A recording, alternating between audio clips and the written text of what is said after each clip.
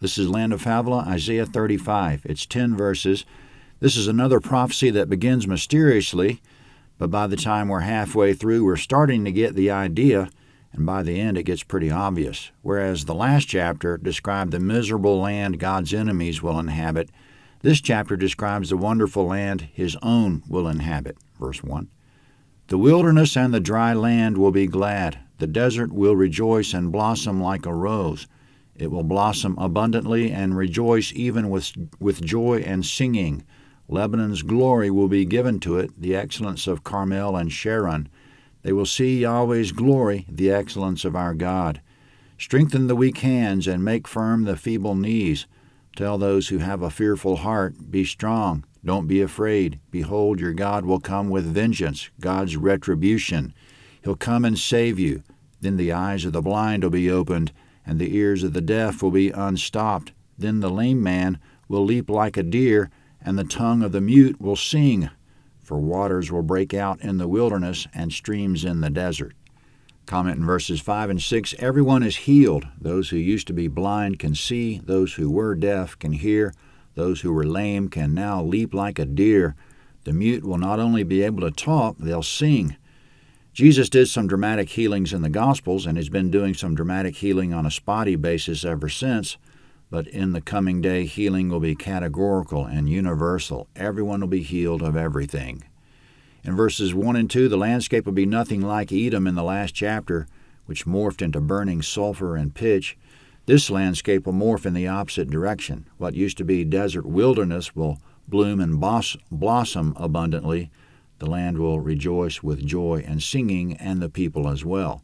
Isaiah's point in verse 2 was that Lebanon, Carmel, and Sharon were excellent and glorious places in his time, but in the coming day all places will be excellent and glorious. It'll be paradise. And whereas Lebanon was known for its forests, and Carmel for its mountaintop view of the sea, and Sharon for being a flat and fertile plain, so we might conjecture the landscape of that place will be wonderful for its variation. In verses 3 and 4, take heart, though you might have weak hands in the present and can't get much done, your hands will be strong and capable. The same with feeble knees and fearful hearts. Don't worry about it. Be strong and unafraid, because God will come with vengeance. He's insulted with the way things are at the present. He'll come and save you in verse 4 and heal you in verses 5 and 6. This is the land of the saved and healed. In verse 6, waters will break out in the wilderness and streams in the desert. By now we know it's not just the landscape, it's also that men will be as marvelously alive as the landscape. We'll no longer feel dry, unsatisfied, unfulfilled, unhappy, or anything of the sort. But the best part is in verse 2, quote, they'll see Yahweh's glory, the excellence of our God. Paul said we'll see him face to face, 1 Corinthians 13:12.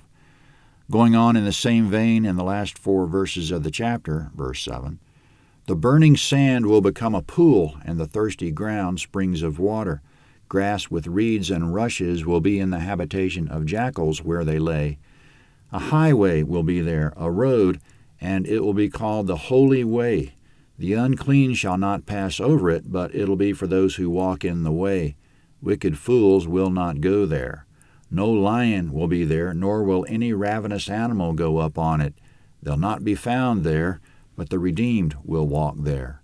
Then Yahweh's ransomed ones will return and come with singing to Zion, and everlasting joy will be on their heads.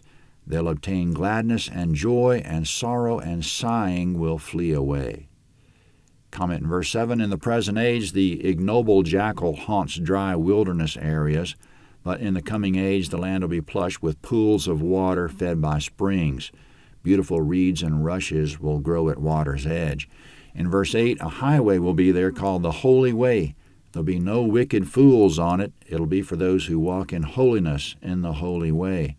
The point isn't so much that the place will have nice roads, but that the people who inhabit the place will be holy and wise.